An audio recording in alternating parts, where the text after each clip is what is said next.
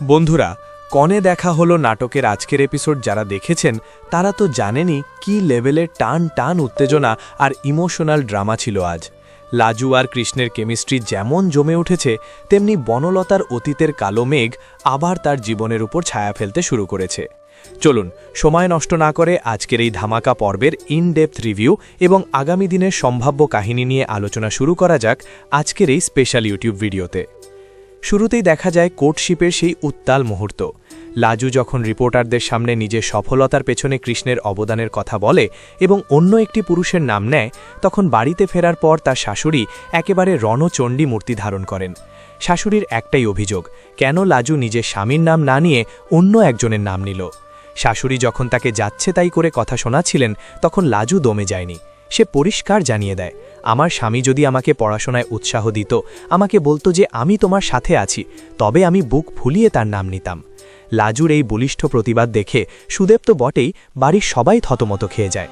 লাজু এখন শুধু বউ নয়, সে একজন হবু ডক্টর, আর তার এই আত্মবিশ্বাস সত্যিই দেখার মতো ছিল। এরপর গল্পের মোড় ঘোরে বনলতার দিকে। বনলতা আজ প্রচণ্ড ঘাবড়ে আছে। কারণ কি জানেন? তার ফোনে হঠাৎ ফোন আসে ময়ূখের। হ্যাঁ বন্ধুরা, সেই ময়ূখ যে প্রথমবার বিয়ের আসর থেকে বনলতাকে ছেড়ে পালিয়ে গিয়েছিল।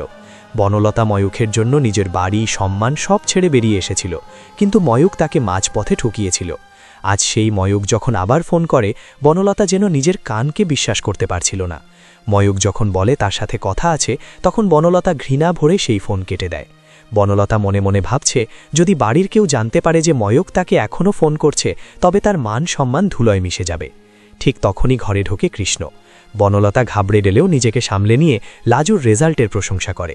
কৃষ্ণ অবাক হয়ে জিজ্ঞেস করে, লাজু তো তোমার খুব ভালো বন্ধু, তাহলে তুমি ওকে কল করে অভিনন্দন জানালে না কেন? কৃষ্ণের এই প্রশ্ন বনলতাকে আরও চাপে ফেলে দেয়। রাত নামলে সুদেবের বাড়িতে দেখা যায় অন্য এক দৃশ্য। লাজু সারাদিন পড়াশোনা লড়াইয়ের পর ক্লান্ত হলেও নিজের কর্তব্যে অবিচল। বাড়ির সবাই খেয়ে ওঠার পর সে একা হাতে সব থালা বাসন ধোয় এবং রান্নাঘর মুছে পরিষ্কার করে। বাড়ির বড় বৌমা তাকে বারবার বারণ করলেও লাজু শোনে না। সে বলে সে তার দায়িত্ব পালন করেই স্বপ্ন পূরণ করবে। এদিকে কৃষ্ণের বাড়িতে কৃষ্ণ একা বসে বসে শুধুই লাজুর কথা ভাবছে। কৃষ্ণ ভাবছে, লাজু কি এখন তার মেডিকেল পড়া নিয়ে ভাবছে, নাকি সংসারের ঘানি টানছে। কৃষ্ণ থাকতে না পেরে লাজুকে মেসেজ করে। লাজু যখন থালা বাসন মাজার ফাঁকে কৃষ্ণের মেসেজ দেখে, তার মুখে এক স্বর্গীয় হাসি ফুটে ওঠে। এরপর তাদের মধ্যে ফোনে দীর্ঘ কথা হয়। কৃষ্ণ তাকে অনলাইনে মেডিকেলের জন্য আবেদন করার সব পদ্ধতি বুঝিয়ে দেয়, কিন্তু লাজু জানায় তার গ্রামে নেটওয়ার্ক খুব খারাপ। কৃষ্ণ তাকে কথা দেয় সে যেভাবেই হোক লাজুকে সাহায্য করবে। এই দুইজনের নিঃস্বার্থ সম্পর্ক যেন দর্শকদের মনে এক অন্যরকম ভালো লাগা তৈরি করছে। পরের দিন সকালে সুদেবের বাড়িতে এক অভাবনীয় দৃশ্য দেখা যায়। গ্রামের মোড়ল হঠাৎ সদল বলে সুদেবের বাড়িতে হাজির। সুদেবের বাবা মা তো ভয়ে অস্থির, আবার কোনো নতুন বিপদ এলো না তো? কিন্তু না, মোড়ল এসেছে লাজুকে অভিনন্দন জানাতে। মোড়ল লাজুকে স্যালিউট করে জানায় যে খবরের কাগজে লাজুর ছবি ছাপা হয়েছে। এই গ্রামের নাম লাজু আজ পুরো রাজ্যে উজ্জ্বল করেছে। গ্রামের মানুষ আজ পর্যন্ত নিজেদের ছবি টিভিতে বা কাগজে দেখেনি, কিন্তু লাজু তা করে দেখিয়েছে। গ্রাম জুড়ে আজ খুশির উৎসব। লাজু যখন বাড়ির বড়দের একে একে প্রণাম করছিল, তখন সুদেব একপাশে গম্ভীর হয়ে দাঁড়িয়েছিল। সুদেব আশা করেছিল লাজু তাকেও সম্মান জানাবে, কিন্তু লাজু তাকে অবলীলায় এড়িয়ে যায়। সুদেবের এই অপমানিত মুখটা দেখে যেন অনেক দর্শকেরই বেশ আনন্দ হয়েছে। সুদেবের শাশুড়ি আর শ্বশুর অবশ্য খুব একটা খুশি হতে পারেননি লাজুর এই সাফল্যে। তাদের চোখে মুখে হিংসার ছাপ স্পষ্ট। এদিকে কৃষ্ণের বাড়িতেও কিন্তু উৎসব চলছে। লাজু যে এত বড় একটা সারপ্রাইজ দিয়েছে, তাতে কৃষ্ণ আর তার বাড়ির ছোটরা সবাই মিলে মিষ্টি খাওয়া শুরু করে দিয়েছে। পুরো বাড়িতে যেন খুশির হাওয়া বইছে। তবে ব্যতিক্রম শুধু কৃষ্ণের মা জেঠি। তারা যেন লাজুর এই ভালো হওয়াটা কোনোভাবেই হজম করতে পারছে না। তারা এখনও লাজুকে সেই গ্রামের সহজ সরল একটা মেয়ে হিসেবেই অপদাস্থ করতে চায়।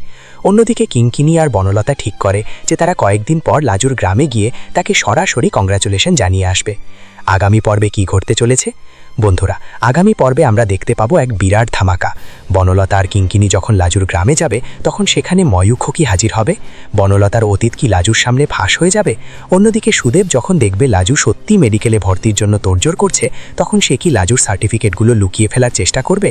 আমার তো মনে হয় সুদেব এবার লাজুর পড়াশোনা বন্ধ করতে কোনো নোংরা চাল চালবে। কিন্তু সুদেব ভুলে যাচ্ছে যে লাজুর সাথে এবার সরাসরি কৃষ্ণ দাঁড়িয়ে আছে। কৃষ্ণ হয়তো গ্রামে গিয়েই লাজুর ফর্ম ফিল আপ করে দিয়ে আসবে। আর সবচেয়ে বড় টুইস্ট আসবে তখন, যখন লাজুর শাশুড়ি জানবে যে লাজু আর কৃষ্ণর মধ্যে ফোনে কথা হচ্ছে। তিনি হয়তো এটাকে অন্য কোনো স্ক্যান্ডালের রূপ দেওয়ার চেষ্টা করবেন। কিন্তু লাজু কি এবারও চুপ করে থাকবে? একদম না। লাজু এবার রুখে দাঁড়াবে তার সম্মানের জন্য। আগামী এপিসোডে কিঙ্কিনি আর বনলতার গ্রামের বাড়িতে যাওয়া নিয়ে সুদেবের বাড়িতে এক তুলকালাম কাণ্ড শুরু হবে। বনলতা কি পারবে ময়ূখের ফোন কলের কথা কৃষ্ণের কাছ থেকে লুকিয়ে রাখতে, নাকি ময়ূখ এবার সরাসরি কৃষ্ণের বাড়িতে গিয়ে হাজির হবে? সব মিলিয়ে আগামী পর্বগুলো হতে চলেছে উত্তেজনায় ঠাসা। বন্ধুরা, আপনাদের কি মনে হয় লাজু কি পারবে সুদেবের সব বাধা পেরিয়ে ডক্টর হওয়ার স্বপ্ন পূরণ করতে? আর বনলতার জীবনে কি ময়ূখ আবার ঝড় তুলবে? অবশ্যই কমেন্ট করে আপনাদের মতামত জানান। আজকের রিভিউ কি ভালো লাগলে লাইক দিন এবং আমাদের চ্যানেলটি সাবস্ক্রাইব করে রাখুন প্রতিদিনের এমন ধামাকা রিভিউ পাওয়ার জন্য। দেখা হচ্ছে আগামী পর্বে। ততক্ষণ সুস্থ থাকুন, ভালো থাকুন। ধন্যবাদ।